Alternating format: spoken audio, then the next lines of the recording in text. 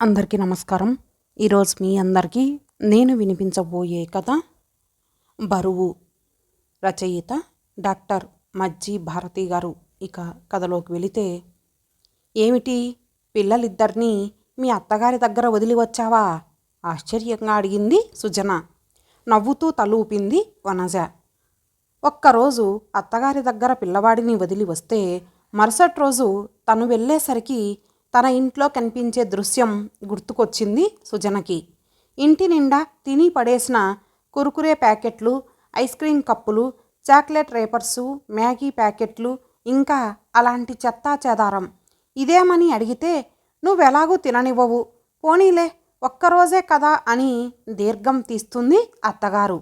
పోనీ సరిపెట్టుకుందామనుకుంటే, నానమ్మకు నేనంటే చాలా ఇష్టం, అందుకే నాకిష్టమైనవి కొంటుంది, నువ్వెప్పుడూ కొనవు, నువ్వు బ్యాడ్ అంటూ కొడుకు మాటలు.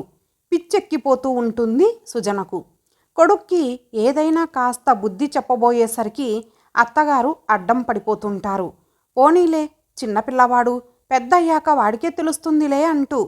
అది వాడి మీద ప్రేమో లేక తనను సాధించడమో ఇప్పటికీ అర్థం కాదు సుజనకు. పోనీ పిల్లవాడిని తనతో తీసుకుపోదామంటే ఎల్కేజీ యూకేజీలకే క్లాసులు పోతున్నాయి, ఇలాగైతే కష్టం అంటూ టీచర్ల గొడవ. అలాగని ఏ ఫంక్షన్లకు వెళ్ళకుంటే, ఒక చిన్న ఫంక్షన్కు వెళ్ళలేకపోతే ఈ జీవితం ఎందుకన్న నిరాశ నిస్పృహలు. ఈ బాధలు పడలేక ఉన్న ఆ ఒక్కడిని ఈ మధ్యనే హాస్టల్లో జాయిన్ చేసేసింది, భర్తకు ఇష్టం లేకపోయినా. ఒక్కొక్కసారి అనిపిస్తూ ఉంటుంది, చదువు మధ్యలో మానేసి పెళ్లి చేసుకొని జీవితంలో ఏమి సాధించింది తను? ఏది చేయబోయినా ఇంట్లో అత్తగారి అడ్డం, పోనీలెద్దు పెద్దావిడ అంటూ భర్త వత్తాసు. ఏమిటో ఈ జీవితం, ఏదో అసంతృప్తి. అందరూ చాలా ఆనందంగా ఉన్నారనిపిస్తుంది, తానెందుకు అలా ఆనందంగా ఉండలేకపోతోందో. ఏమిటే అంత దీర్ఘాలోచనలో పడిపోయావు? వనజ మాటలకు ఆలోచనల నుండి బయటపడింది సుజన. స్నేహితురాళ్ళిద్దరూ చాలా కాలానికి ఒక పెళ్లిలో కలుసుకున్నారు, అందుకని మాటలు తరగడం లేదు. వనజకేమో కానీ మరి కాసేపట్లో విడిపోతామంటే సుజనకు ఇప్పటి నుండే బెంగ మొదలైంది. పెళ్ళైన ఇంతకాలానికి తను తనలా స్నేహితుల మధ్య నవ్వుతూ తుల్లుతూ గడిపి మళ్ళీ నిస్సారమైన తన జీవితంలోకి వెళ్ళాలంటే ఏడుపొస్తోంది. మా ఇంటికి రావచ్చు కదా, 4 రోజులుండి వెళ్దువు కానీ సడన్గా అంది వనజ. అనడమే కాదు, ఓరు పెట్టి సుజన వాళ్ళాయనకు ఫోన్ చేసి మరీ ఓకే అనిపించింది. సుజన ఆనందానికి పట్టపగ్గాల్లేవు. తీరా వెళ్ళాక చూస్తే సుజన ఇంటికి భిన్నంగా లేదు వనజ ఇంటి పరిస్థితి. ఇంకా పని మనిషి రాలేదేమో. ఎంత జాగ్రత్త పడినా చిప్సు తునకలు, కురుకురే ముక్కలు అక్కడక్కడ. నవ్వుతూ చూసింది వనజ వాళ్ళత్తగారిని. ఏదో పిల్లలడిగారని తాను నవ్వుతూ చెప్పారావిడ. ఇంకో వారం వరకు వాళ్ళవి అడగకుండా చూడాల్సిన భారం మీదే మరి. నవ్వుతూ అత్తగారి మీద బాధ్యత పెట్టేసింది వనజ. అదే తన ఇంట్లో సీను గుర్తుకొచ్చింది సుజనకు. తిని పడేసిన స్నాక్ ప్యాకెట్లు ఇంటి నిండా. అవి చూస్తే తనకు కోపం నషాలానికి అంటుతుంది. అసలు తనకు కోపం తెప్పించాలనే అత్తగారవి తీయకుండా అలాగే ఉంచుతుందనిపిస్తుంది. ఇక అక్కడితో యుద్ధం మొదలవుతుంది. ఈ చెత్త అంతా వాడికి పెట్టొద్దన్నానా? తను ఉన్న ఒక్క మగనలుసుకి నచ్చినది తినడానికి కూడా లేదు ఈ ఇంట్లో. అత్తగారి కౌంటర్. ఎడముఖం పెడముఖం ఇంకో వారం వరకు. మధ్యలో భర్త. ఏమిటే నువ్వు నీ ఆలోచనలు?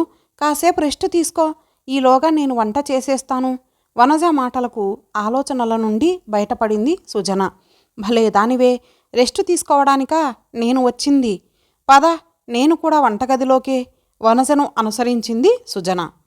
వనజ వాళ్ళాయన ఆఫీస్లోనే లంచ్ చేస్తాడట. ఆడవాళ్ళు ముగ్గురు డైనింగ్ టేబుల్ దగ్గర కూర్చున్నారు. వేపుడు చేశావా?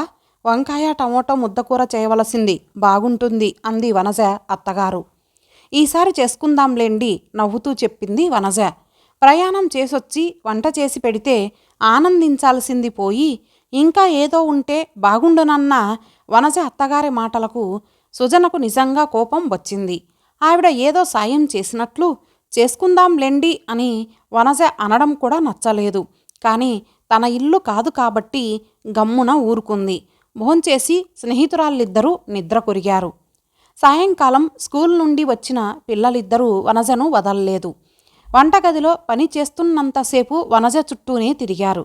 పని అంతా చేసి వెళ్ళి నానమ్మ దగ్గర కూర్చొని హోంవర్క్ చేసుకోండి, నేను నా ఫ్రెండు డాబా మీదకు వెళ్తాం అంటే బలవంతంగా వెళ్ళారు.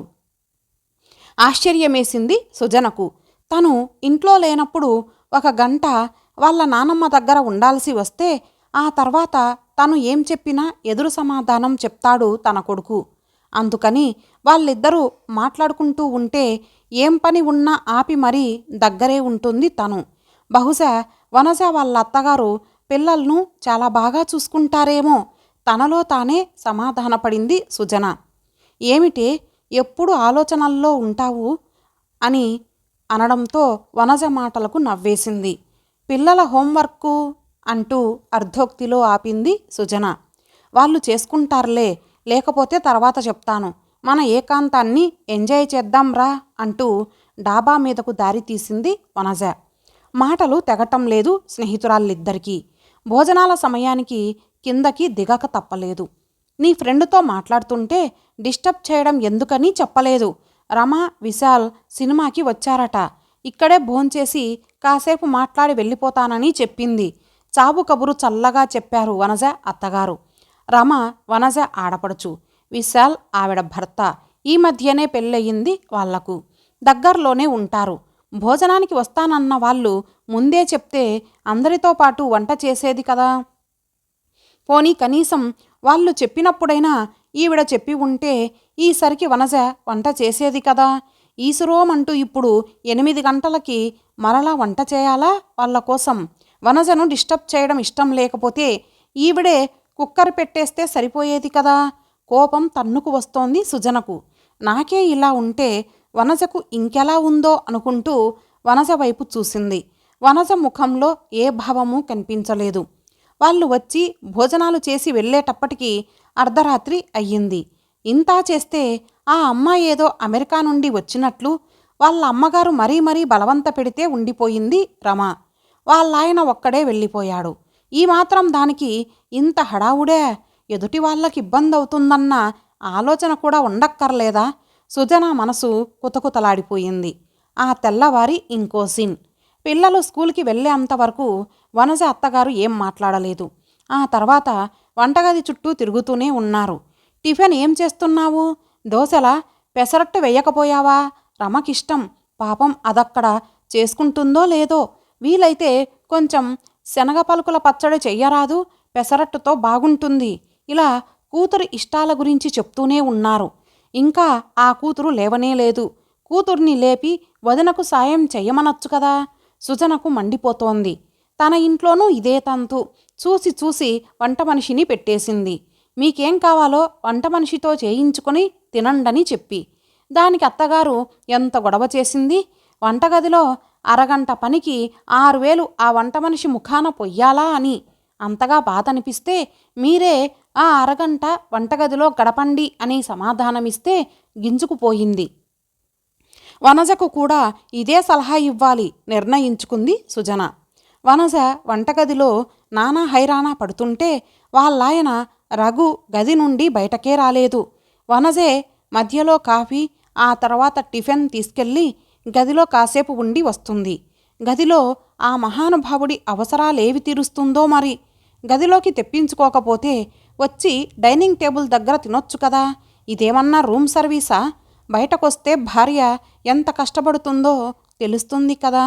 అబ్బే, అంత పాట. వీళ్ళ అవసరాలు తీరితే చాలు, ఇంకేమీ పట్టించుకోరు. పళ్ళు పటపటా కొరుక్కుంది సుజన. భోజనాల వేళ ఇంకో సీన్. కూతురేదో చంద్రమండలం నుంచి దిగొచ్చినట్టు వాళ్ళ అమ్మగారు చేసిన హడావుడి అంతా ఇంతా కాదు. ఇది వేసుకో, అది వేసుకో, అక్కడ వండుకుంటున్నావో లేదో, వదిన బాగా చేస్తుంది, ఇంకొంచెం వేసుకో, ఓ 2 రకాల కూరలు చేయించి పట్టుకెళ్లరాదు, ఫ్రిడ్జ్లో పెట్టుకుంటే 4 పూటలు వస్తాయి అని తెగ గారాబం చేస్తోంది ముసల్ది. చేయించట చేయించి ఎవడు చేస్తాడు? ఈవిడ కూతుర్లాంటిది కాదా కోడలు? కోడలితో ఎంత పనైనా చేయించవచ్చా? మండిపోయింది సుజనకు. సాయంకాలం రఘు తొందరగా వచ్చేశాడు. కాఫీ పట్టుకొని గదిలోకి వెళ్ళింది వనజ. బజ్జీలు వెయ్యమంటాను వదినను, నీకిష్టం కదా, జంతికలు కూడా కొద్దిగా చెయ్యమంటాను, ఇంటికి తీసుకెళ్ళు, 4 రోజులు తినొచ్చు కూతురికి చెప్తూ వాళ్ళత్తగారు హడావిడి పడిపోతున్నారు. ఆ మాటలు విన్న సుజనకు ఆ బజ్జీలో జంతికలో మీరిద్దరూ కలిసి చేయవచ్చు కదా, ఖాళీగానే ఉన్నారు కదా అనేయాలన్నంత కోపం చిరాకు వచ్చింది. ఏదో ఫ్రెండ్తో 2 రోజులు గడిపితే ఇంట్లో గడవలు మర్చిపోతానని వస్తే రామేశ్వరం వెళ్ళినా శనేశ్వరం వదలలేదన్నట్టు ఇక్కడ అత్తగారి ఆరల్లే. ఎక్కడైనా కోడలితో చాకరీ చేయించడమే. ఈ కోడళ్ళ జీవితాలు ఎప్పుడు బాగుపడతాయో. ఇంకెందుకిక్కడ, మా ఇంటికి పోతాను ఉక్రోషంగా అనుకుంటూ వనజకు చెబుదామని వనజ వాళ్ళాయన గదిలో ఉన్నారన్న సంగతి మర్చిపోయి దగ్గరగా ఉన్న తలుపులు తెరిచి గదిలోకి వెళ్ళబోయి లోపల వాళ్ళిద్దరినీ చూసి చప్పుడు కాకుండా తలుపులు దగ్గరకు వేసి వెనుదిరిగింది సుజన. 4 రోజులు నాతో గడుపుదామని వచ్చి అప్పుడే తిరుగు ప్రయాణం అంటున్నావేమిటి, ఏమైందే నీకు లాలనగా అడిగింది వనజ. ఏముందే, అక్కడికి ఇక్కడికి తేడా ఏమీ లేదు నీరసంగా అంది సుజన. తేడా ఏమీ లేదా కొంటెగా అడిగింది వనజ. గదిలో తాను వాళ్ళిద్దరినీ చూసినట్టు వనజ గ్రహించిందా ఏమిటి బిత్తరపోయింది సుజన. చెప్పవే మరింత కొంటెదనంతో అడిగింది వనజ. వాళ్ళాయన దగ్గరకు తీసుకుంటే గారాలు పోతుంది వనజ. ఆ విషయం తను చూశానని ఎలా చెప్తుంది వనజతో డైలమాలో పడింది సుజన. చెప్పవే రెట్టించింది వనజ. దాంతో బాగా మండింది సుజనకు. ఏమిటే నువ్వు నీ గొప్పలు, మీ ఆయన దగ్గరకు తీసుకోగానే వంటగదిలో బండ చాకిరీ చేశానన్న విషయం మర్చిపోవడమే గొప్ప కినుకగా అడిగింది సుజన. లేకపోతే ఆ బరువంతా నెత్తిన పెట్టుకొని మా ఆయన దగ్గర ఉండమంటావా ప్రశ్నించింది వనజ. అదే తన ఇంట్లో భర్త అలా దగ్గరకు తీసుకోగానే చాల్లెండి సంబడం, భార్యను బాగా చూసుకోవడం తెలియదు కానీ దీనికి మాత్రం తక్కువ లేదు అని విదిలించుకోవడం, చిన్నబుచ్చుకొని ఆయన ఆఫీస్కు వెళ్ళడం గుర్తుకొచ్చింది సుజనకు. అయినా నాకు తెలియక అడుగుతాను, భార్య వంటగదిలో ఎంత అవస్థ పడుతుందో ఈ మగవాళ్ళకక్కర్లేదు కానీ గదిలో మాత్రం ముద్దు మురిపాలు తీరిపోవాలి అక్కసుగా అంది సుజన. భార్యాభర్తల మధ్య ఉంటే చాలు, బయట ఏం జరిగినా ఎంత జరిగినా మర్చిపోవచ్చు నవ్వుకుంటూ బదులిచ్చింది వనజ. సరే ఒకటి అడుగుతాను చెప్పవే, పనంతా నువ్వు చేసుకుంటూ ఉంటే మధ్యలో మీ అత్తగారు వచ్చి అది చెయ్యి ఇది చెయ్యని అంటుంటే నీకు కోపం రాదా? నాకైతే మండిపోతుంది. పాత జ్ఞాపకాలు గుర్తుకొచ్చాయేమో ఘాటుగా అడిగింది సుజన. కోపం తెచ్చుకొని నా మూడ్ నేను పాడు చేసుకోలేను. వాళ్ళేదో అన్నారని వీళ్ళేదో అన్నారని ఆవేశపడుతూ ఆ బరువంతా నా నెత్తిన పెట్టుకొని నా ఆనందాన్ని పాడు చేసుకోను. మా అత్తగారు నన్నేదో అన్నారని నేను అనుకుంటే అది నా నెత్తిన బరువై కూర్చుంటుంది. పెద్దావిడ చాదస్తానికి ఏదో అన్నారులే అనుకుంటే ఆ మాట దూదిపింజలా తేలిపోతుంది. ఇన్నాళ్ళు అందరికీ వండి పెట్టిన మనిషి ఇప్పుడేదో తినాలని అనుకుంటే ఓపికున్న రోజు వండి ఓపిక లేనప్పుడు తర్వాత చేసుకుందామంటే మన సొమ్మేం పోతుంది? ఆవిడ మాట కొట్టేయలేదని ఆవిడ సంతృప్తి పడతారు బదులిచ్చింది వనజ.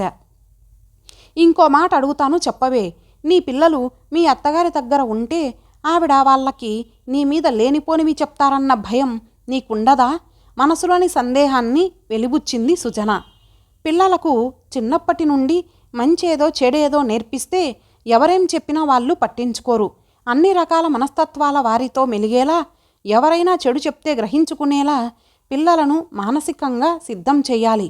అప్పుడు పిల్లలు ఎవరి దగ్గర ఉన్నా ఏ భయమూ ఉండదు. అయినా మా అత్తగారు నాకేమైనా శత్రువా నా మీద చాడీలు చెప్పడానికి నవ్వుతూ అంది వనజ. మీ ఆడపడుచు అలా కూర్చొని ఉంటే ఆవిడకన్నీ చేసి పెట్టాలంటే నీకేమీ అనిపించదా? మనసులో దాచుకోలేక అడిగింది సుజన. చెప్పాను కదా, అలా ఆలోచించి ఆ బరువును నా నెత్తిమీద పెట్టుకొని మొయ్యను నేను.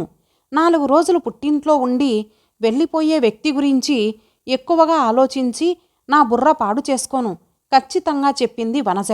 ఇంకో మాట, మీ అత్తగారు ఆడపడుచు నీకేమీ సాయం చెయ్యకుండా పనంతా నీ మీద పడేసినా ఏమీ అనని రఘు దగ్గర మామూలుగా ఎలా ఉండగలుగుతున్నావు? సందేహాన్ని వెలిబుచ్చింది సుజన. భార్యాభర్తలిద్దరే ఉన్నప్పుడు వాళ్ళ మధ్య ఇంకే విషయమూ చొరబడకూడదు.